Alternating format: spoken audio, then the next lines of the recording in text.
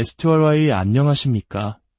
역사의 장막 뒤에 가려진 비밀, 그리고 인간의 이성과 공포가 빚어낸 거대한 신화 속으로 여러분을 초대합니다. 편안히 자리에 앉아 눈을 감고 지금부터 제가 들려드릴 이야기에 귀를 기울여 주십시오. 어쩌면 오늘 여러분이 알고 있던 세상이 조금은 다르게 보일지도 모릅니다. 우리는 지금부터 인류 역사상 가장 유명하고도 논란적인 비밀 결사, 일루미나티의 심장부로 걸어 들어갈 것입니다. 그들은 과연 계몽주의를 이끈 자유로운 사상가들이었을까요? 아니면 지금 이 순간까지도 역사의 흐름을 조종하는 보이지 않는 인형술사일까요? 이야기가 어둠 속으로 완전히 사라지기 전에 여러분의 지지가 저희에게는 한 줄기 빛이 됩니다. 잠시 시간을 내어 이 영상에 좋아요를 눌러주시고 채널을 구독해 주십시오. 여러분의 작은 관심이 저희가 더 깊은 진실을 탐구하는 데 큰 힘이 됩니다. 자, 이제 상상해 보십시오.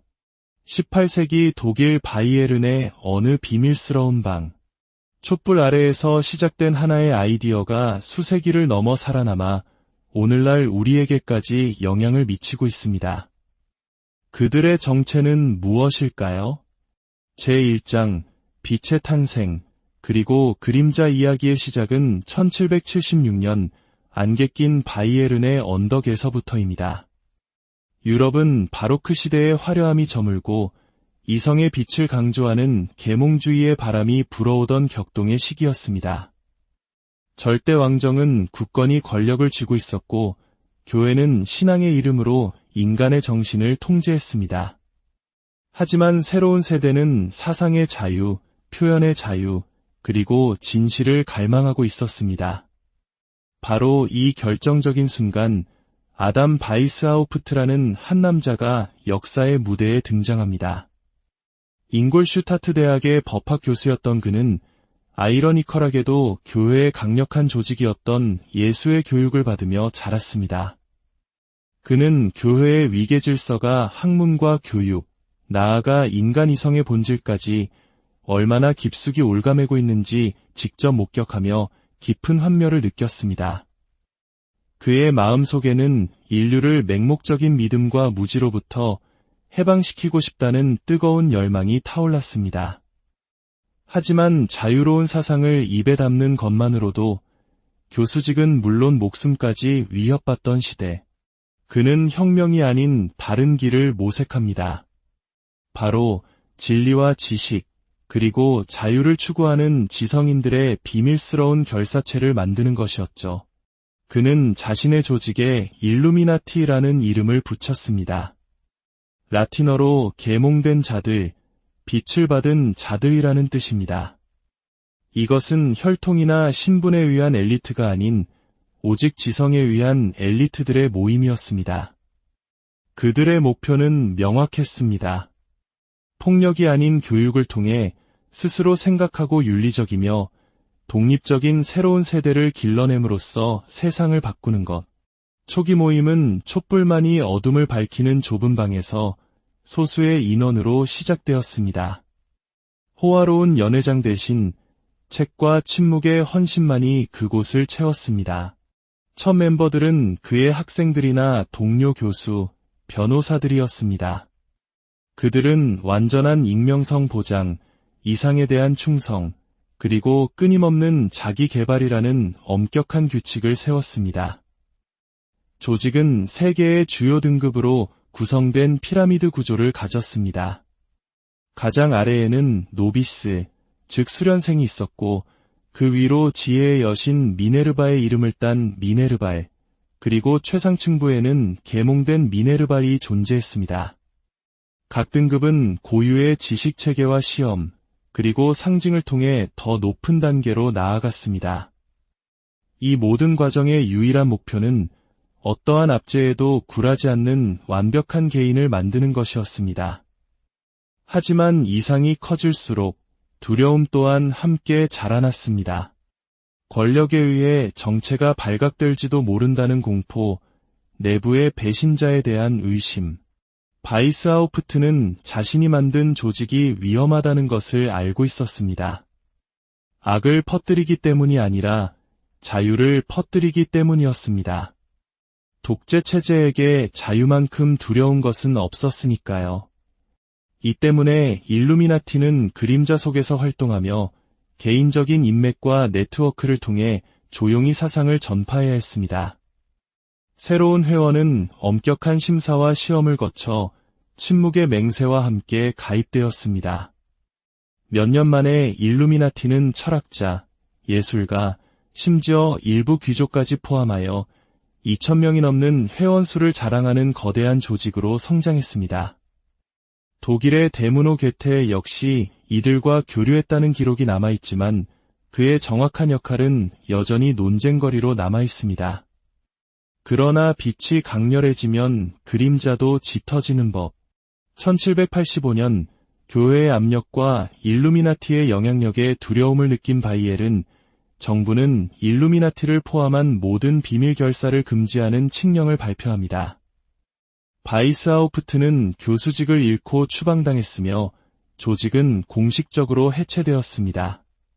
하지만 정말 이것이 끝이었을까요? 아니면 이 사건을 계기로 일루미나티는 더 깊은 그림자 속으로 숨어들어 보이지 않지만 더욱 강력한 존재가 된 것은 아닐까요? 이 질문에서부터 역사는 전설이 되고 전설은 오늘날까지 이어지는 거대한 음모론의 씨앗이 됩니다. 제2장 보이지 않는 제국의 설계도 일루미나티가 어떻게 그토록 짧은 시간에 강력한 영향력을 가질 수 있었는지 이해하려면 그들의 심장부, 즉 조직 구조를 들여다봐야 합니다. 그것은 단순한 사상가들의 모임이 아니었습니다. 국경 없는 국가이자 무기 없는 군대였습니다. 그리고 그들의 가장 강력한 무기는 바로 인간의 이성이었습니다.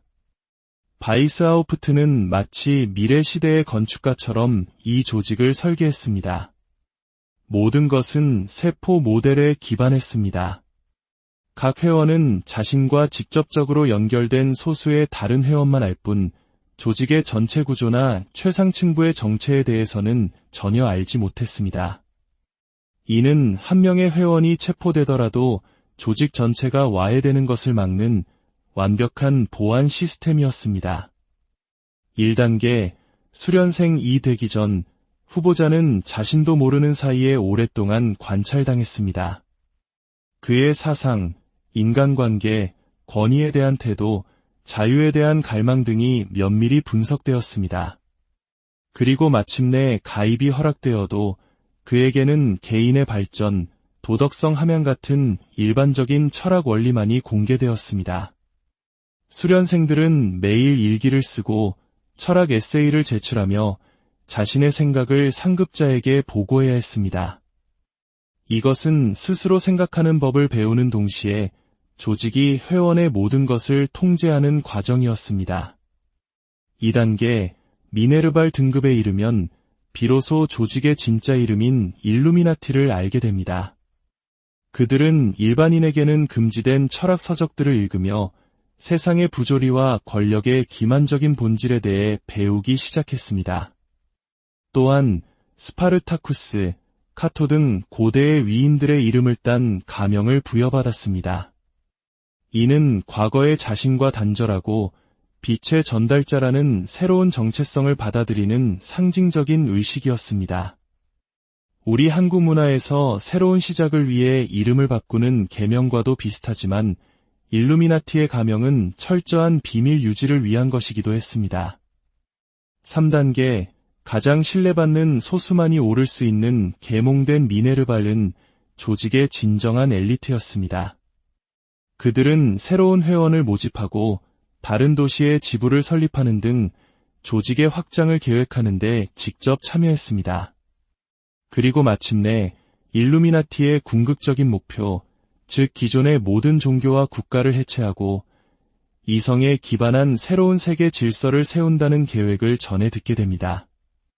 그들의 힘은 상징에서도 나왔습니다. 오늘날 음모론의 대명사가 된 전시안, 즉 모든 것을 보는 눈.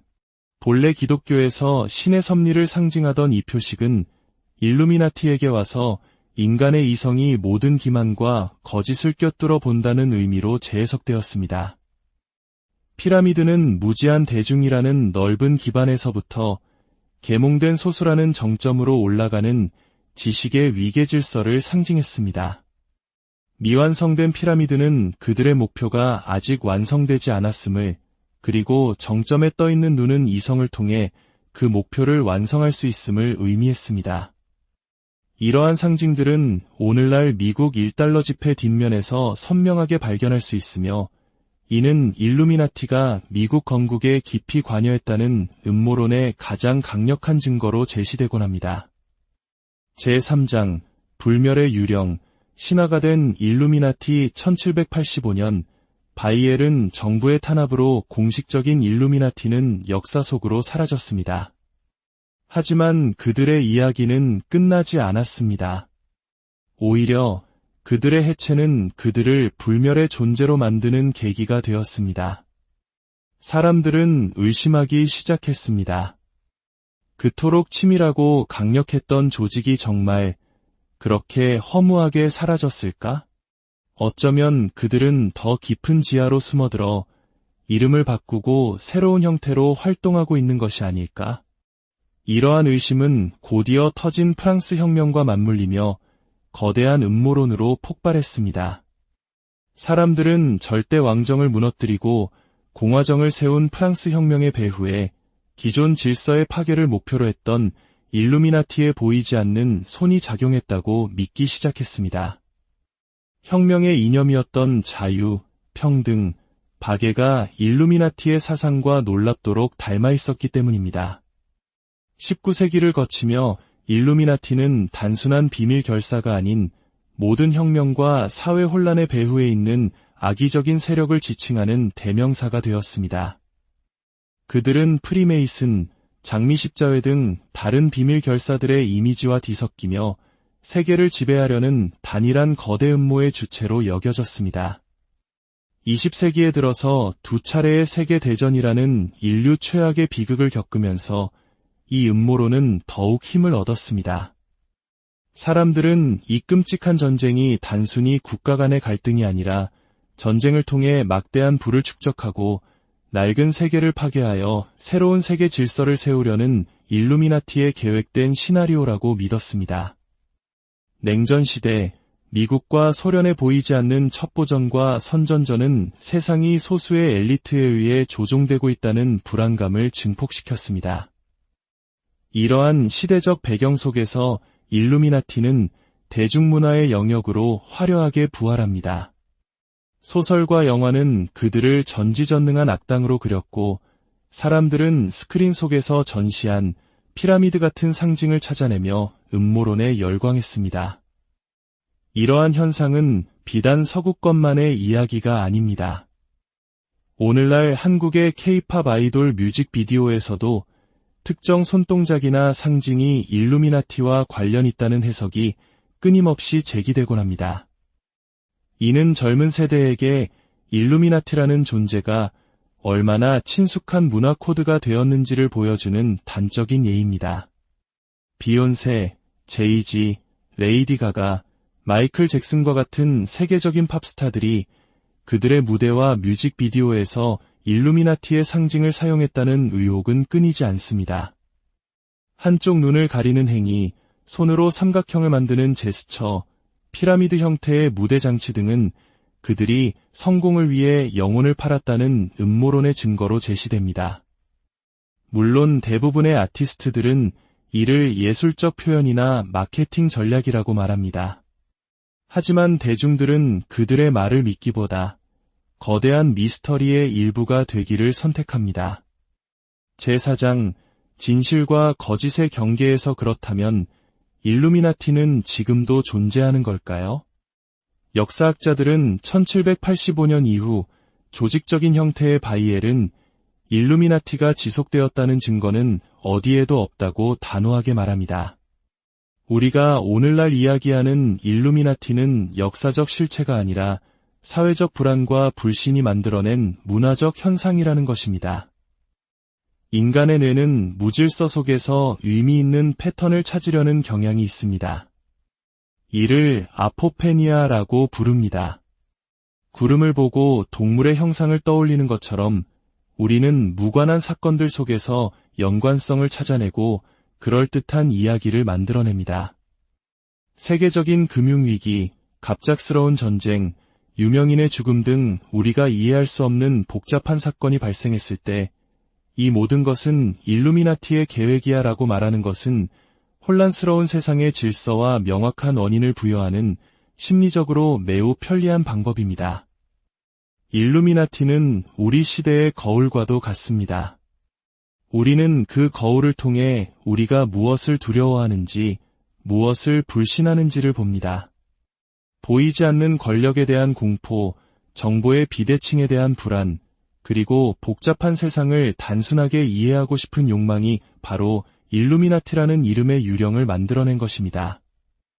아담 바이스하우프트가 꿈꿨던 이성의 빛은 역설적이게도 가장 비이성적인 거대 음모론의 신화가 되어 250년이 지난 오늘까지도 우리 곁을 맴돌고 있습니다. 그들이 실제로 존재하든 아니면 단지 우리의 상상 속에만 존재하든 한 가지는 분명합니다. 일루미나티라는 이름은 인간이 어둠 속에서 빛을 찾는 한, 그리고 그 빛 뒤에 숨은 그림자를 두려워하는 한 결코 사라지지 않을 것입니다. 오늘의 이야기가 여러분에게 생각할 거리를 남겼기를 바랍니다. 진실과 거짓, 역사와 신화가 뒤얽힌 이 미스터리한 세계의 탐험이 흥미로우셨다면 좋아요와 구독으로 저희의 여정을 응원해 주십시오. 다음 시간 더욱 흥미로운 비밀을 가지고 다시 찾아뵙겠습니다. 어둠 속에서도 항상 이성의 빛을 잃지 마시길 바랍니다. STRY 안녕하십니까? 역사의 장막 뒤에 가려진 비밀, 그리고 인간의 이성과 공포가 빚어낸 거대한 신화 속으로 여러분을 초대합니다. 편안히 자리에 앉아 눈을 감고 지금부터 제가 들려드릴 이야기에 귀를 기울여 주십시오. 어쩌면 오늘 여러분이 알고 있던 세상이 조금은 다르게 보일지도 모릅니다. 우리는 지금부터 인류 역사상 가장 유명하고도 논란적인 비밀 결사, 일루미나티의 심장부로 걸어 들어갈 것입니다. 그들은 과연 계몽주의를 이끈 자유로운 사상가들이었을까요? 아니면 지금 이 순간까지도 역사의 흐름을 조종하는 보이지 않는 인형술사일까요? 이야기가 어둠 속으로 완전히 사라지기 전에 여러분의 지지가 저희에게는 한 줄기 빛이 됩니다. 잠시 시간을 내어 이 영상에 좋아요를 눌러주시고 채널을 구독해 주십시오. 여러분의 작은 관심이 저희가 더 깊은 진실을 탐구하는 데 큰 힘이 됩니다. 자, 이제 상상해 보십시오. 18세기 독일 바이에른의 어느 비밀스러운 방. 촛불 아래에서 시작된 하나의 아이디어가 수세기를 넘어 살아남아 오늘날 우리에게까지 영향을 미치고 있습니다. 그들의 정체는 무엇일까요? 제1장, 빛의 탄생, 그리고 그림자 이야기의 시작은 1776년 안개 낀 바이에른의 언덕에서부터입니다. 유럽은 바로크 시대의 화려함이 저물고 이성의 빛을 강조하는 계몽주의의 바람이 불어오던 격동의 시기였습니다.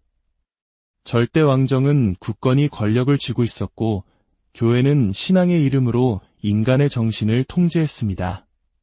하지만 새로운 세대는 사상의 자유, 표현의 자유, 그리고 진실을 갈망하고 있었습니다. 바로 이 결정적인 순간 아담 바이스하우프트라는 한 남자가 역사의 무대에 등장합니다. 잉골슈타트 대학의 법학 교수였던 그는 아이러니컬하게도 교회의 강력한 조직이었던 예수의 교육을 받으며 자랐습니다. 그는 교회의 위계 질서가 학문과 교육, 나아가 인간 이성의 본질까지 얼마나 깊숙이 올가매고 있는지 직접 목격하며 깊은 환멸을 느꼈습니다. 그의 마음속에는 인류를 맹목적인 믿음과 무지로부터 해방시키고 싶다는 뜨거운 열망이 타올랐습니다. 하지만 자유로운 사상을 입에 담는 것만으로도 교수직은 물론 목숨까지 위협받던 시대. 그는 혁명이 아닌 다른 길을 모색합니다. 바로 진리와 지식, 그리고 자유를 추구하는 지성인들의 비밀스러운 결사체를 만드는 것이었죠. 그는 자신의 조직에 일루미나티라는 이름을 붙였습니다. 라틴어로 계몽된 자들, 빛을 받은 자들이라는 뜻입니다. 이것은 혈통이나 신분에 의한 엘리트가 아닌 오직 지성에 의한 엘리트들의 모임이었습니다. 그들의 목표는 명확했습니다. 폭력이 아닌 교육을 통해 스스로 생각하고 윤리적이며 독립적인 새로운 세대를 길러냄으로써 세상을 바꾸는 것. 초기 모임은 촛불만이 어둠을 밝히는 좁은 방에서 소수의 인원으로 시작되었습니다.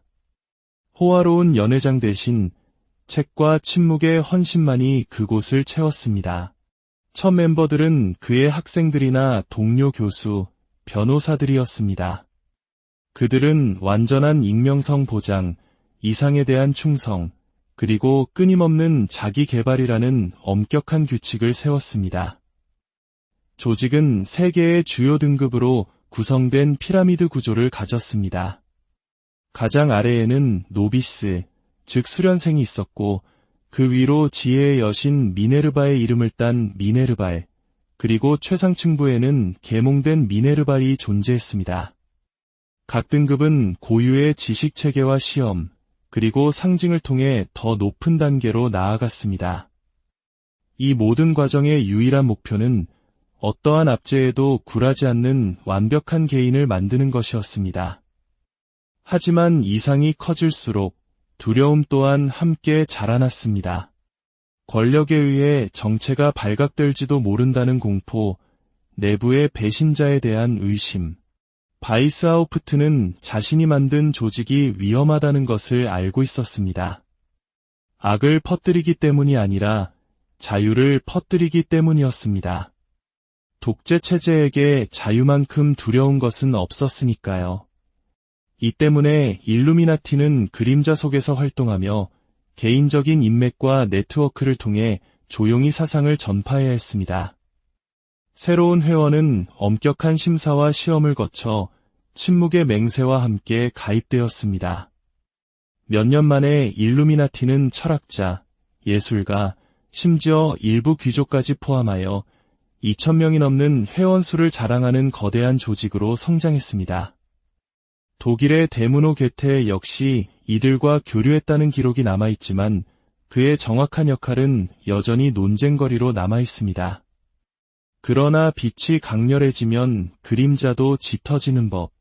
1785년 교회의 압력과 일루미나티의 영향력에 두려움을 느낀 바이엘은 정부는 일루미나티를 포함한 모든 비밀 결사를 금지하는 칙령을 발표합니다.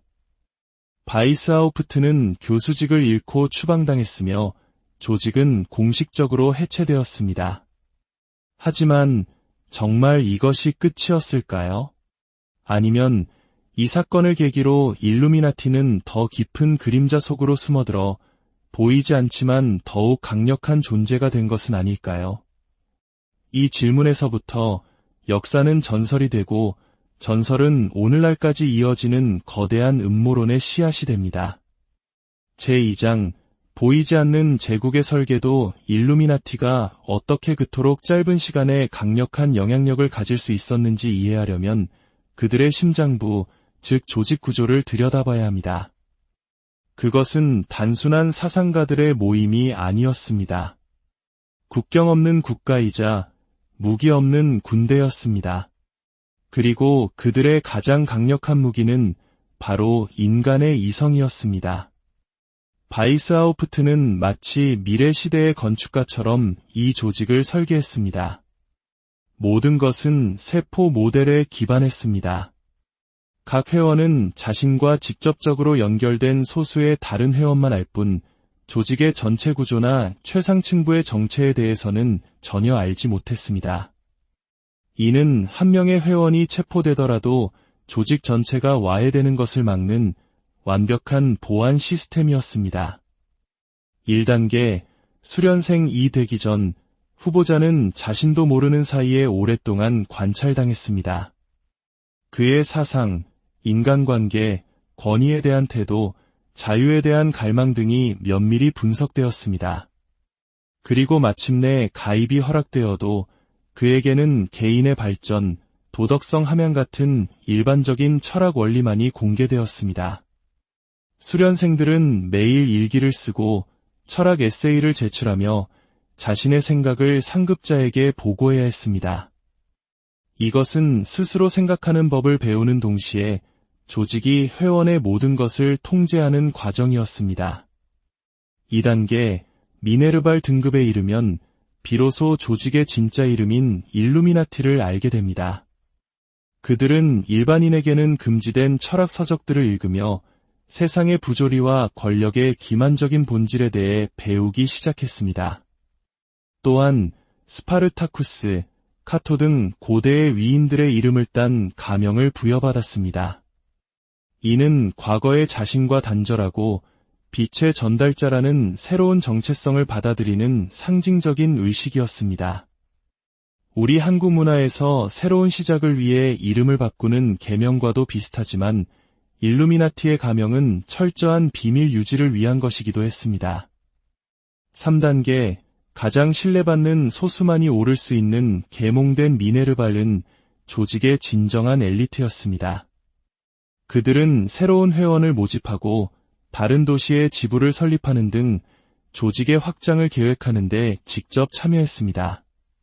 그리고 마침내 일루미나티의 궁극적인 목표, 즉 기존의 모든 종교와 국가를 해체하고 이성에 기반한 새로운 세계 질서를 세운다는 계획을 전해 듣게 됩니다.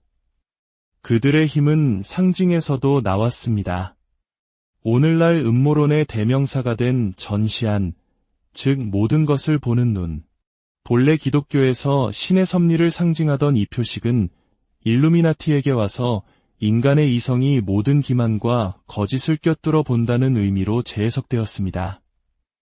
피라미드는 무지한 대중이라는 넓은 기반에서부터 계몽된 소수라는 정점으로 올라가는 지식의 위계 질서를 상징했습니다.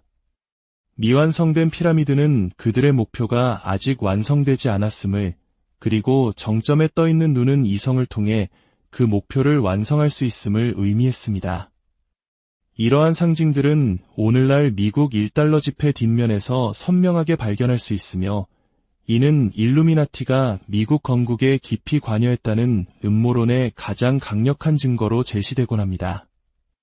제3장 불멸의 유령, 신화가 된 일루미나티. 1785년 바이엘은 정부의 탄압으로 공식적인 일루미나티는 역사 속으로 사라졌습니다. 하지만 그들의 이야기는 끝나지 않았습니다. 오히려 그들의 해체는 그들을 불멸의 존재로 만드는 계기가 되었습니다. 사람들은 의심하기 시작했습니다. 그토록 치밀하고 강력했던 조직이 정말 그렇게 허무하게 사라졌을까? 어쩌면 그들은 더 깊은 지하로 숨어들어 이름을 바꾸고 새로운 형태로 활동하고 있는 것이 아닐까? 이러한 의심은 곧이어 터진 프랑스 혁명과 맞물리며 거대한 음모론으로 폭발했습니다. 사람들은 절대 왕정을 무너뜨리고 공화정을 세운 프랑스 혁명의 배후에 기존 질서의 파괴를 목표로 했던 일루미나티에 보이지 않는 손이 작용했다고 믿기 시작했습니다. 혁명의 이념이었던 자유, 평등, 박애가 일루미나티의 사상과 놀랍도록 닮아 있었기 때문입니다. 19세기를 거치며 일루미나티는 단순한 비밀 결사가 아닌 모든 혁명과 사회 혼란의 배후에 있는 악의적인 세력을 지칭하는 대명사가 되었습니다. 그들은 프리메이슨, 장미십자회 등 다른 비밀 결사들의 이미지와 뒤섞이며 세계를 지배하려는 단일한 거대 음모의 주체로 여겨졌습니다. 20세기에 들어서 두 차례의 세계대전이라는 인류 최악의 비극을 겪으면서 이 음모론은 더욱 힘을 얻었습니다. 사람들은 이 끔찍한 전쟁이 단순히 국가 간의 갈등이 아니라 전쟁을 통해 막대한 부를 축적하고 낡은 세계를 파괴하여 새로운 세계 질서를 세우려는 일루미나티의 계획된 시나리오라고 믿었습니다. 냉전 시대, 미국과 소련에 보이지 않는 첩보전과 선전전은 세상이 소수의 엘리트에 의해 조종되고 있다는 불안감을 증폭시켰습니다. 이러한 시대적 배경 속에서 일루미나티는 대중문화의 영역으로 화려하게 부활합니다. 소설과 영화는 그들을 전지전능한 악당으로 그렸고, 사람들은 스크린 속에서 전시한 피라미드 같은 상징을 찾아내며 음모론에 열광했습니다. 이러한 현상은 비단 서구권만의 이야기가 아닙니다. 오늘날 한국의 K-팝 아이돌 뮤직비디오에서도 특정 손동작이나 상징이 일루미나티와 관련 있다는 해석이 끊임없이 제기되곤 합니다. 이는 젊은 세대에게 일루미나티라는 존재가 얼마나 친숙한 문화 코드가 되었는지를 보여주는 단적인 예입니다. 비욘세, 제이지, 레이디 가가, 마이클 잭슨과 같은 세계적인 팝스타들이 그들의 무대와 뮤직비디오에서 일루미나티의 상징을 사용했다는 의혹은 끊이지 않습니다. 한쪽 눈을 가리는 행위, 손으로 삼각형을 만드는 제스처, 피라미드 형태의 무대 장치 등은 그들이 성공을 위해 영혼을 팔았다는 음모론의 증거로 제시됩니다. 물론 대부분의 아티스트들은 이를 예술적 표현이나 마케팅 전략이라고 말합니다. 하지만 대중들은 그들의 말을 믿기보다 거대한 미스터리의 일부가 되기를 선택합니다. 제4장, 진실과 거짓의 경계에서 그렇다면 일루미나티는 지금도 존재하는 걸까요? 역사학자들은 1785년 이후 조직적인 형태의 바이엘은 일루미나티가 지속되었다는 증거는 어디에도 없다고 단호하게 말합니다. 우리가 오늘날 이야기하는 일루미나티는 역사적 실체가 아니라 사회적 불안과 불신이 만들어낸 문화적 현상이라는 것입니다. 인간의 뇌는 무질서 속에서 의미 있는 패턴을 찾으려는 경향이 있습니다. 이를 아포페니아라고 부릅니다. 구름을 보고 동물의 형상을 떠올리는 것처럼 우리는 무관한 사건들 속에서 연관성을 찾아내고 그럴듯한 이야기를 만들어냅니다. 세계적인 금융위기, 갑작스러운 전쟁, 유명인의 죽음 등 우리가 이해할 수 없는 복잡한 사건이 발생했을 때 이 모든 것은 일루미나티의 계획이야 라고 말하는 것은 혼란스러운 세상의 질서와 명확한 원인을 부여하는 심리적으로 매우 편리한 방법입니다. 일루미나티는 우리 시대의 거울과도 같습니다. 우리는 그 거울을 통해 우리가 무엇을 두려워하는지, 무엇을 불신하는지를 봅니다. 보이지 않는 권력에 대한 공포, 정보의 비대칭에 대한 불안, 그리고 복잡한 세상을 단순하게 이해하고 싶은 욕망이 바로 일루미나티라는 이름의 유령을 만들어낸 것입니다. 아담 바이스하우프트가 꿈꿨던 이성의 빛은 역설적이게도 가장 비이성적인 거대 음모론의 신화가 되어 250년이 지난 오늘까지도 우리 곁을 맴돌고 있습니다. 그들이 실제로 존재하든 아니면 단지 우리의 상상 속에만 존재하든 한 가지는 분명합니다. 일루미나티라는 이름은 인간이 어둠 속에서 빛을 찾는 한, 그리고 그 빛 뒤에 숨은 그림자를 두려워하는 한 결코 사라지지 않을 것입니다. 오늘의 이야기가 여러분에게 생각할 거리를 남겼기를 바랍니다. 진실과 거짓, 역사와 신화가 뒤얽힌 이 미스터리한 세계의 탐험이 흥미로우셨다면 좋아요와 구독으로 저희의 여정을 응원해 주십시오. 다음 시간 더욱 흥미로운 비밀을 가지고 다시 찾아뵙겠습니다. 어둠 속에서도 항상 이성의 빛을 잃지 마시길 바랍니다. STRY 안녕하십니까? 역사의 장막 뒤에 가려진 비밀, 그리고 인간의 이성과 공포가 빚어낸 거대한 신화 속으로 여러분을 초대합니다. 편안히 자리에 앉아 눈을 감고 지금부터 제가 들려드릴 이야기에 귀를 기울여 주십시오. 어쩌면 오늘 여러분이 알고 있던 세상이 조금은 다르게 보일지도 모릅니다. 우리는 지금부터 인류 역사상 가장 유명하고도 논란적인 비밀 결사, 일루미나티의 심장부로 걸어 들어갈 것입니다. 그들은 과연 계몽주의를 이끈 자유로운 사상가들이었을까요? 아니면 지금 이 순간까지도 역사의 흐름을 조종하는 보이지 않는 인형술사일까요? 이야기가 어둠 속으로 완전히 사라지기 전에 여러분의 지지가 저희에게는 한 줄기 빛이 됩니다. 잠시 시간을 내어 이 영상에 좋아요를 눌러주시고 채널을 구독해 주십시오. 여러분의 작은 관심이 저희가 더 깊은 진실을 탐구하는 데 큰 힘이 됩니다. 자, 이제 상상해 보십시오. 18세기 독일 바이에른의 어느 비밀스러운 방. 촛불 아래에서 시작된 하나의 아이디어가 수세기를 넘어 살아남아 오늘날 우리에게까지 영향을 미치고 있습니다. 그들의 정체는 무엇일까요? 제1장, 빛의 탄생, 그리고 그림자 이야기의 시작은 1776년 안개 낀 바이에른의 언덕에서부터입니다. 유럽은 바로크 시대의 화려함이 저물고 이성의 빛을 강조하는 계몽주의의 바람이 불어오던 격동의 시기였습니다. 절대 왕정은 굳건히 권력을 쥐고 있었고 교회는 신앙의 이름으로 인간의 정신을 통제했습니다. 하지만 새로운 세대는 사상의 자유, 표현의 자유, 그리고 진실을 갈망하고 있었습니다. 바로 이 결정적인 순간 아담 바이스하우프트라는 한 남자가 역사의 무대에 등장합니다. 잉골슈타트 대학의 법학 교수였던 그는 아이러니컬하게도 교회의 강력한 조직이었던 예수의 교육을 받으며 자랐습니다. 그는 교회의 위계 질서가 학문과 교육, 나아가 인간 이성의 본질까지 얼마나 깊숙이 올가매고 있는지 직접 목격하며 깊은 환멸을 느꼈습니다. 그의 마음속에는 인류를 맹목적인 믿음과 무지로부터 해방시키고 싶다는 뜨거운 열망이 타올랐습니다. 하지만 자유로운 사상을 입에 담는 것만으로도 교수직은 물론 목숨까지 위협받던 시대, 그는 혁명이 아닌 다른 길을 모색합니다. 바로 진리와 지식, 그리고 자유를 추구하는 지성인들의 비밀스러운 결사체를 만드는 것이었죠. 그는 자신의 조직에 일루미나티라는 이름을 붙였습니다. 라틴어로 계몽된 자들, 빛을 받은 자들이라는 뜻입니다.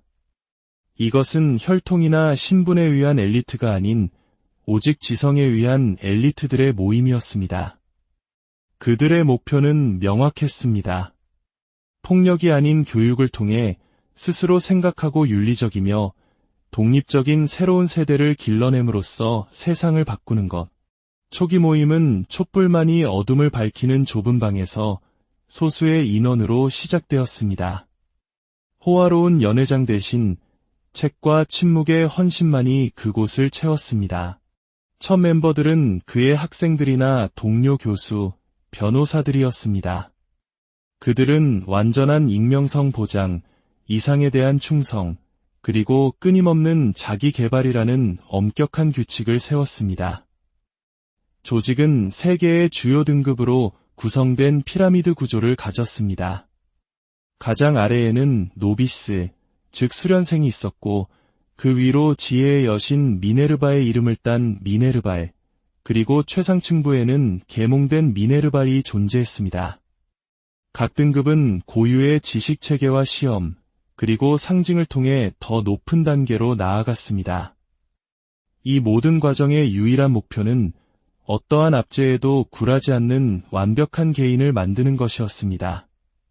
하지만 이상이 커질수록 두려움 또한 함께 자라났습니다.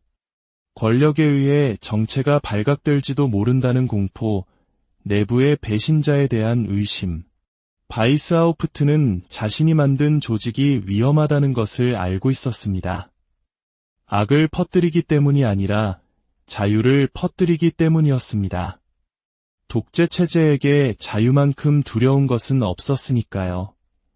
이 때문에 일루미나티는 그림자 속에서 활동하며 개인적인 인맥과 네트워크를 통해 조용히 사상을 전파해야 했습니다.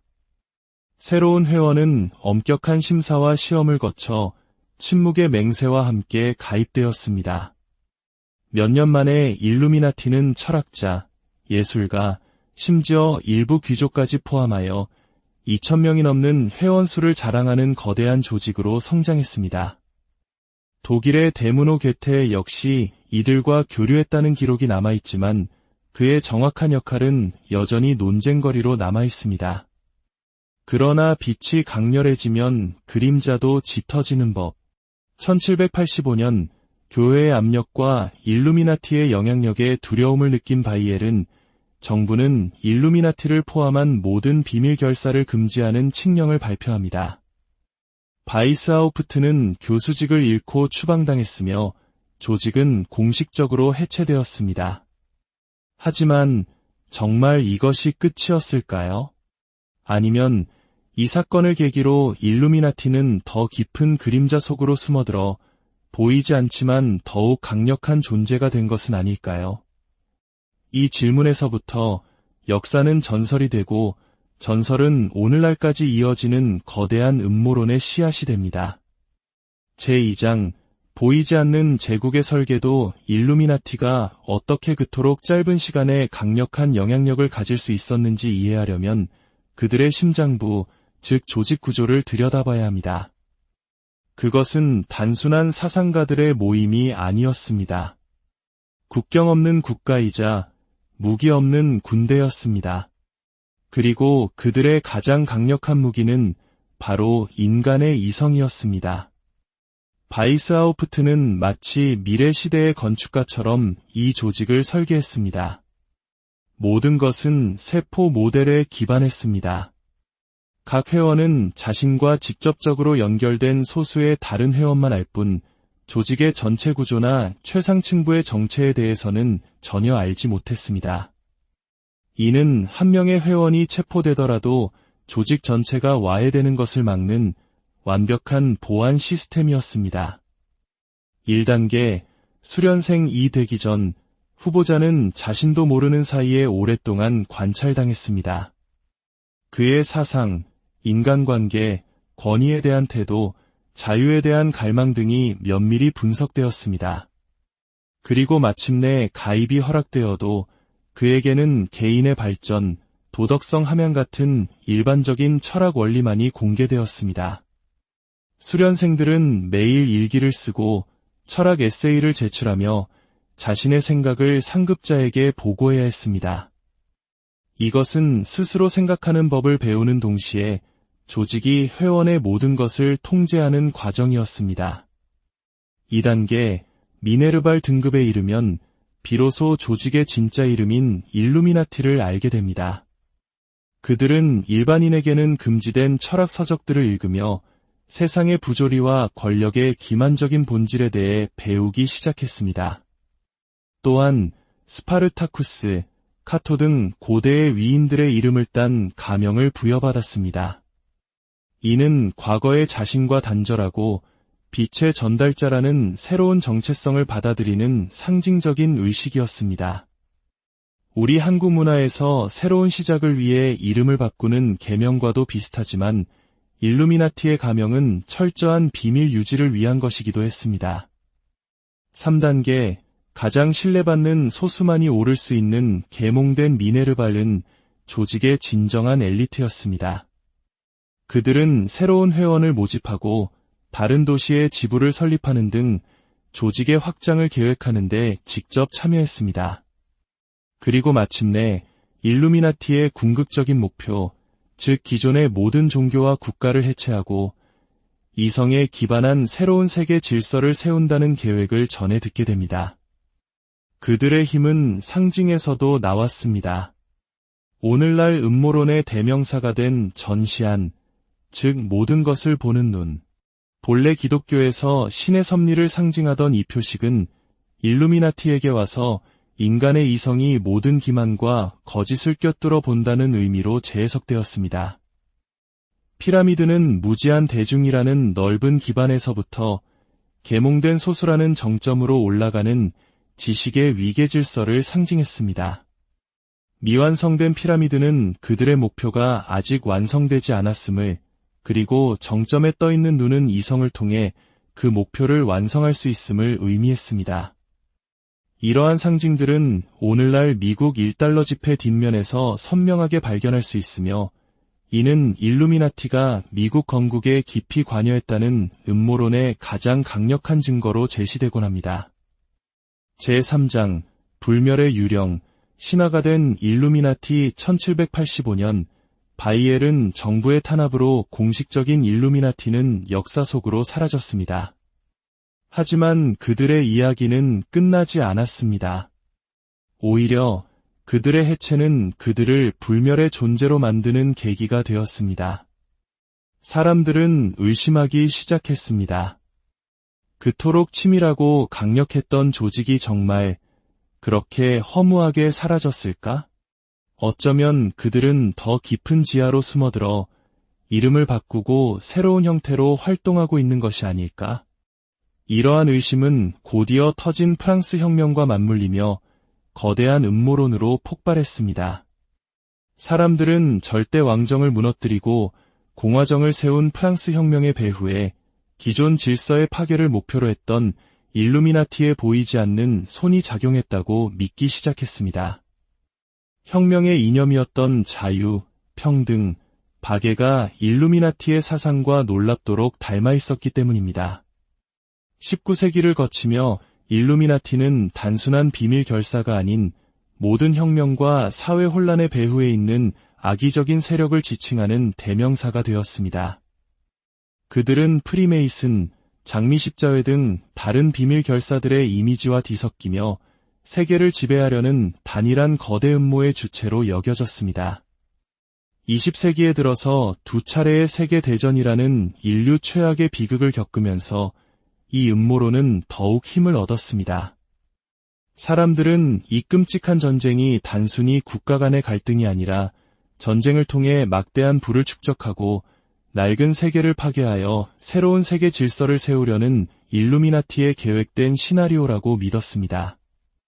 냉전 시대, 미국과 소련에 보이지 않는 첩보전과 선전전은 세상이 소수의 엘리트에 의해 조종되고 있다는 불안감을 증폭시켰습니다. 이러한 시대적 배경 속에서 일루미나티는 대중문화의 영역으로 화려하게 부활합니다. 소설과 영화는 그들을 전지전능한 악당으로 그렸고 사람들은 스크린 속에서 전시한 피라미드 같은 상징을 찾아내며 음모론에 열광했습니다. 이러한 현상은 비단 서구권만의 이야기가 아닙니다. 오늘날 한국의 K-팝 아이돌 뮤직비디오에서도 특정 손동작이나 상징이 일루미나티와 관련 있다는 해석이 끊임없이 제기되곤 합니다. 이는 젊은 세대에게 일루미나티라는 존재가 얼마나 친숙한 문화 코드가 되었는지를 보여주는 단적인 예입니다. 비욘세, 제이지, 레이디 가가, 마이클 잭슨과 같은 세계적인 팝스타들이 그들의 무대와 뮤직비디오에서 일루미나티의 상징을 사용했다는 의혹은 끊이지 않습니다. 한쪽 눈을 가리는 행위, 손으로 삼각형을 만드는 제스처, 피라미드 형태의 무대 장치 등은 그들이 성공을 위해 영혼을 팔았다는 음모론의 증거로 제시됩니다. 물론 대부분의 아티스트들은 이를 예술적 표현이나 마케팅 전략이라고 말합니다. 하지만 대중들은 그들의 말을 믿기보다 거대한 미스터리의 일부가 되기를 선택합니다. 제4장 진실과 거짓의 경계에서 그렇다면 일루미나티는 지금도 존재하는 걸까요? 역사학자들은 1785년 이후 조직적인 형태의 바이엘은 일루미나티가 지속되었다는 증거는 어디에도 없다고 단호하게 말합니다. 우리가 오늘날 이야기하는 일루미나티는 역사적 실체가 아니라 사회적 불안과 불신이 만들어낸 문화적 현상이라는 것입니다. 인간의 뇌는 무질서 속에서 의미 있는 패턴을 찾으려는 경향이 있습니다. 이를 아포페니아라고 부릅니다. 구름을 보고 동물의 형상을 떠올리는 것처럼 우리는 무관한 사건들 속에서 연관성을 찾아내고 그럴듯한 이야기를 만들어냅니다. 세계적인 금융위기, 갑작스러운 전쟁, 유명인의 죽음 등 우리가 이해할 수 없는 복잡한 사건이 발생했을 때 이 모든 것은 일루미나티의 계획이야 라고 말하는 것은 혼란스러운 세상의 질서와 명확한 원인을 부여하는 심리적으로 매우 편리한 방법입니다. 일루미나티는 우리 시대의 거울과도 같습니다. 우리는 그 거울을 통해 우리가 무엇을 두려워하는지, 무엇을 불신하는지를 봅니다. 보이지 않는 권력에 대한 공포, 정보의 비대칭에 대한 불안, 그리고 복잡한 세상을 단순하게 이해하고 싶은 욕망이 바로 일루미나티라는 이름의 유령을 만들어낸 것입니다. 아담 바이스하우프트가 꿈꿨던 이성에 비든 역설적이게도 가장 비이성적인 거대 음모론의 신화가 되어 250년이 지난 오늘까지도 우리 곁을 맴돌고 있습니다. 그들이 실제로 존재하든 아니면 단지 우리의 상상 속에만 존재하든 한 가지는 분명합니다. 일루미나티라는 이름은 인간이 어둠 속에서 빛을 찾는 한, 그리고 그 빛 뒤에 숨은 그림자를 두려워하는 한 결코 사라지지 않을 것입니다. 오늘의 이야기가 여러분에게 생각할 거리를 남겼기를 바랍니다. 진실과 거짓, 역사와 신화가 뒤얽힌 이 미스터리한 세계의 탐험이 흥미로우셨다면 좋아요와 구독으로 저희의 여정을 응원해 주십시오. 다음 시간 더욱 흥미로운 비밀을 가지고 다시 찾아뵙겠습니다. 어둠 속에서도 항상 이성의 빛을 잃지 마시길 바랍니다. STRY 안녕하십니까?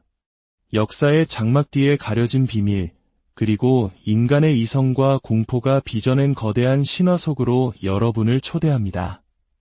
편안히 자리에 앉아 눈을 감고 지금부터 제가 들려드릴 이야기에 귀를 기울여 주십시오. 어쩌면 오늘 여러분이 알고 있던 세상이 조금은 다르게 보일지도 모릅니다. 우리는 지금부터 인류 역사상 가장 유명하고도 논란적인 비밀 결사, 일루미나티의 심장부로 걸어 들어갈 것입니다. 그들은 과연 계몽주의를 이끈 자유로운 사상가들이었을까요? 아니면 지금 이 순간까지도 역사의 흐름을 조종하는 보이지 않는 인형술사일까요? 이야기가 어둠 속으로 완전히 사라지기 전에 여러분의 지지가 저희에게는 한 줄기 빛이 됩니다. 잠시 시간을 내어 이 영상에 좋아요를 눌러주시고 채널을 구독해 주십시오. 여러분의 작은 관심이 저희가 더 깊은 진실을 탐구하는 데 큰 힘이 됩니다. 자, 이제 상상해 보십시오. 18세기 독일 바이에른의 어느 비밀스러운 방. 촛불 아래에서 시작된 하나의 아이디어가 수세기를 넘어 살아남아 오늘날 우리에게까지 영향을 미치고 있습니다. 그들의 정체는 무엇일까요? 제1장, 빛의 탄생, 그리고 그림자 이야기의 시작은 1776년 안개 낀 바이에른의 언덕에서부터입니다. 유럽은 바로크 시대의 화려함이 저물고 이성의 빛을 강조하는 계몽주의의 바람이 불어오던 격동의 시기였습니다. 절대 왕정은 굳건히 권력을 쥐고 있었고 교회는 신앙의 이름으로 인간의 정신을 통제했습니다. 하지만 새로운 세대는 사상의 자유, 표현의 자유, 그리고 진실을 갈망하고 있었습니다. 바로 이 결정적인 순간 아담 바이스하우프트라는 한 남자가 역사의 무대에 등장합니다. 잉골슈타트 대학의 법학 교수였던 그는 아이러니컬하게도 교회의 강력한 조직이었던 예수의 교육을 받으며 자랐습니다. 그는 교회의 위계 질서가 학문과 교육, 나아가 인간 이성의 본질까지 얼마나 깊숙이 올가매고 있는지 직접 목격하며 깊은 환멸을 느꼈습니다. 그의 마음속에는 인류를 맹목적인 믿음과 무지로부터 해방시키고 싶다는 뜨거운 열망이 타올랐습니다. 하지만 자유로운 사상을 입에 담는 것만으로도 교수직은 물론 목숨까지 위협받던 시대, 그는 혁명이 아닌 다른 길을 모색합니다.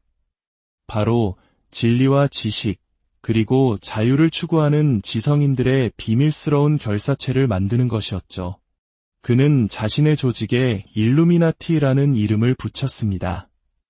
라틴어로 계몽된 자들, 빛을 받은 자들이라는 뜻입니다.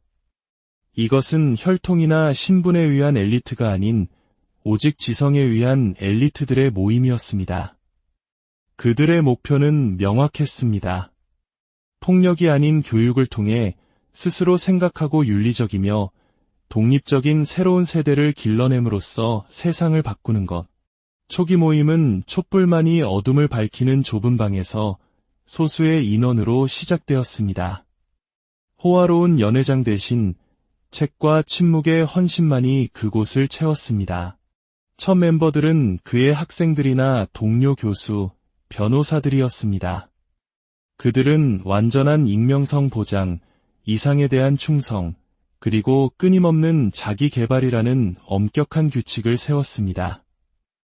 조직은 세 개의 주요 등급으로 구성된 피라미드 구조를 가졌습니다.